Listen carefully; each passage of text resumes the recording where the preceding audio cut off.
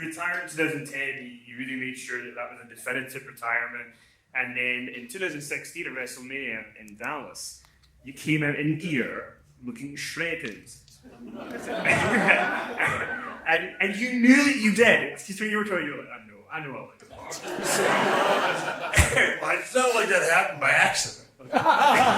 So talk a little bit quickly about that, about, you come out to WrestleMania, it's not like a referee thing, it's like you're in gear, and you're almost kind of as close to the Shawn Michaels wrestler as we're going to get.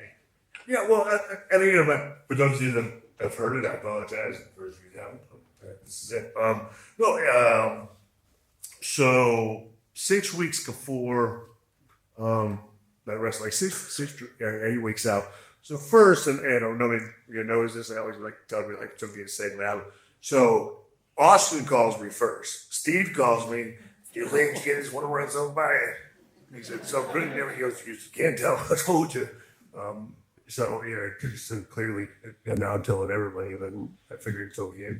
Cut me later, but don't tell them I told you. You're going to get a call tomorrow, and because I'm not going to do it if you want to do it. So I just want to call and check guys, if they got this idea, me and you, Link come out of WrestleMania, and we go down there, we do a little something, we hit some finish, and call him Matt. And I said, no, that sounds great. I mean, I said, heck, it's Dallas. It's a hop, skip, and jump for you and I. So not a big deal, and it sounds like a good time. So if you want to do it, I'm certainly in.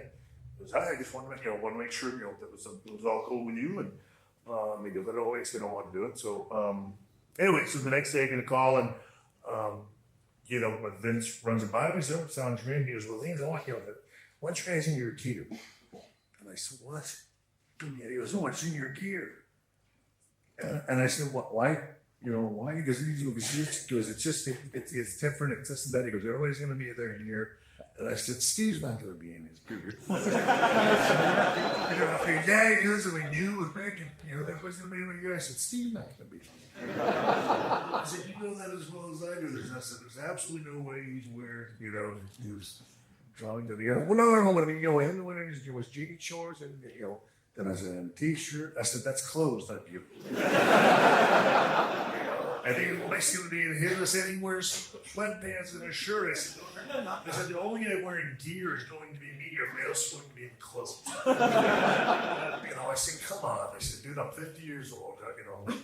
I said, I look okay. I said, I don't want to go out there, $100 bucks. He goes, you got money. He's watching your gear. I said, sure. I did my best to try to, talk him out of it, but like everything, like everything's so good with us. I said, ultimately, are you hell bent on why this? Yes, I want you in your gear. I'm like, all right. So, I was down in the field, but got my four-wheeler group with hours and told my wife, said, I'll be in shape because, I got to, before it's to my presentation, he said, wants me in my gear. And she's like, with no shirt? And I said, yes. Like she knows her husband, but that's an issue. So, and again, it was an okay shake, but it's one of those things, I know you guys well enough. I mean, the minute there's a hint of I'm not going to be, and it's okay if you want to be losing your hair, like I can get away with all this, as long as this is the big fight. If you still would like, you can go. Respectfully, but I gotta find you guys think, and so it's like I gotta get in shape. So call my buddy, let him know we're gonna hit it hard for the next 6 weeks. And start dieting. And that's what I did. I got down like 7% body fat. And well, again, for me, it's something that as most of you know, I was never a bodybuilder or a lifter or like that. The other guys. And this was actually the first time I really did. Maybe obviously it's a huge jump to have the time, and to have your wife, help you out, cooking for you and everything else. But anyway, and that was a situation, and obviously, yes, and then just as you guys, I think learned to know me well enough. Yes, it was done purposely, so that everybody, again, say like, holy God, he's still in shape. And of course, I know Shawn, like, oh, this.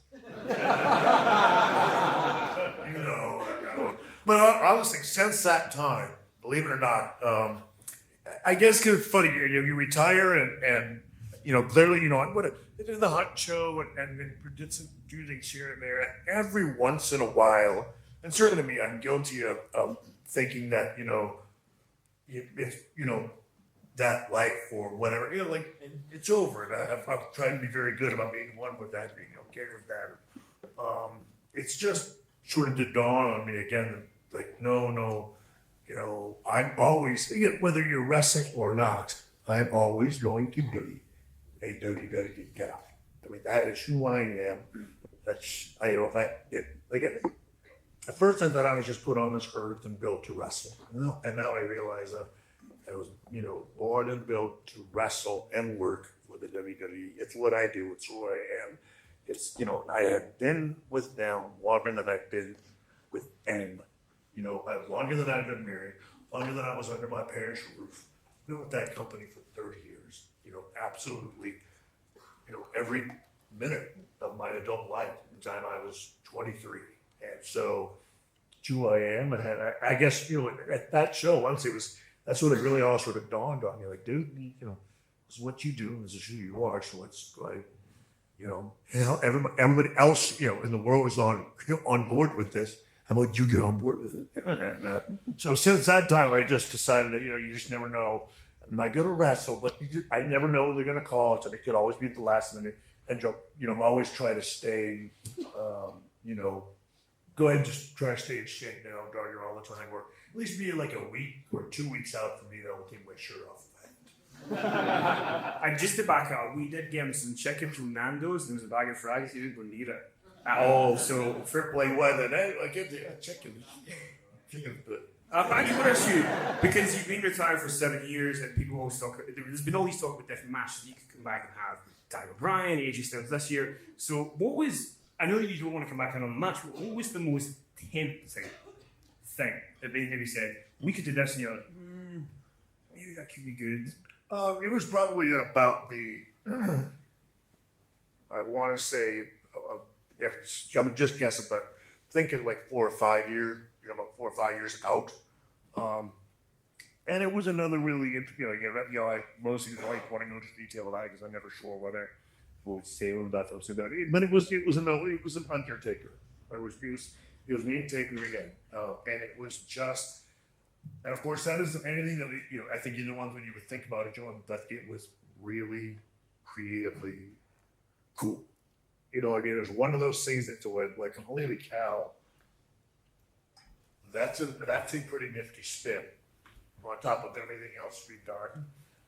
That's pretty interesting. You know what I mean? And so that was the one that I felt like, and I gotta be honest, that's when my wife really sort of like, wow, you really are done.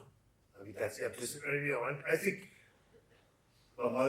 even from the first time, I think she was waiting, what's going to happen? And it was cool. I don't think, for what it's worth, I mean, there's, you guys aren't loaded, thinking that there was going to be one more match. I think I think she's just now getting on board again. So you're done, right? During last year. But that one, and then I think last year, I think that was probably the toughest. And honestly, because those are the only ones that really, from a company standpoint, all the other ones have never been real ones. Like there was nobody ever, from a company standpoint, ever put any on the table about Daniel Bryan or anybody else in all the years I've been retired. Because for the most part, from a company standpoint, they've always known, I retired once I wanted to be done. Now they certainly every year they know that those things float out there, and there's always a line against the board. There's always the offer. Do you want to do it? I do.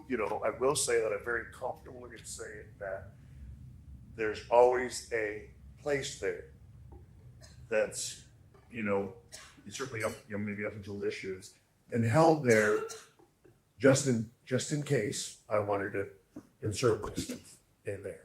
But the only ones that ever been actual, honestly, the company asked him was one positive ticket, and last year with AJ. But the only time anybody ever formally, mentioned And before we talk about all your career in different parts, I do want to ask you, this coming Monday, you're going to be Raw 25. You were in the first episode back in 1993. As was Damien Demento. I don't think he's going to be there. But yeah. Would love it if he was, but that's another story. But The Undertaker is going to be on that show. And as soon as you announced for that show, the speculation began because he had the match with Roman Reigns last year. He puts the gear down in the ring, kisses his wife, and people kind of think he's done. And you're kind of now synonymous with him, those two matches. I mean, it's not obviously your call to say whether he does have one, but do you think he is going to come back and do one more, or do you think he's done? You know, I don't know. I got to be honest. And as I mean, I did a bunch of interviews today about that stuff, and clearly, I don't know. I would imagine. I mean, on that 25th anniversary, would be a great time to at least find out which way he's leaning in that respect. But obviously, and I know it sounds, strange, but the times, those aren't things that we all talk about, honestly, and it isn't stuff. It's been a long time since I, whatever, used my seniority card to find out information about where the wrestling business is.